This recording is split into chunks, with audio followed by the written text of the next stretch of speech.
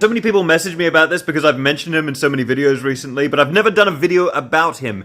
Henry Hotspur Percy. One of England's greatest knights. How to describe Hotspur Percy?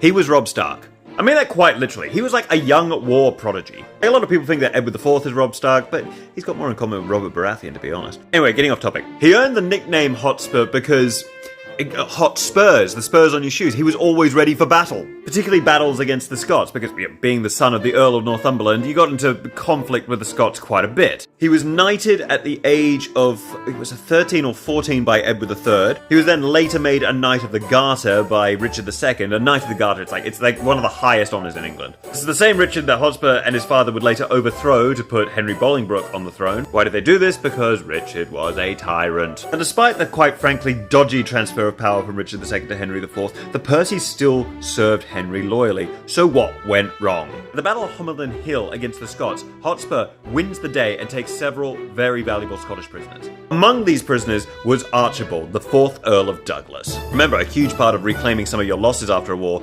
was ransoming prisoners back. Henry IV demanded that the Percys hand their prisoners over to him. Hotspur does not take this well. He refuses. He said, "You've got no right to these prisoners." So Henry IV went, "Okay, I'm not going to give you any more lands or favours." The Percys hit him with the, "Oh, well, we've done our bit against the Scots. How are you going against Owen Glendower and the Welsh?" Henry shoots right back. "I'm not going to lie. It's going pretty badly. Your brother-in-law's been captured, and guess what? I'm not ransoming him." But for Hotspur, this can only mean one thing.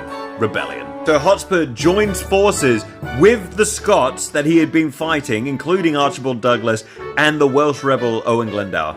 It all culminates in the Battle of Shrewsbury, where Hotspur is outnumbered 3-1, but chooses to do battle anyway. When things look desperate, Hotspur gambles everything on one last cavalry charge, but he takes an arrow to the face and dies. But even in death, he annoys Henry, but that is a story for another day.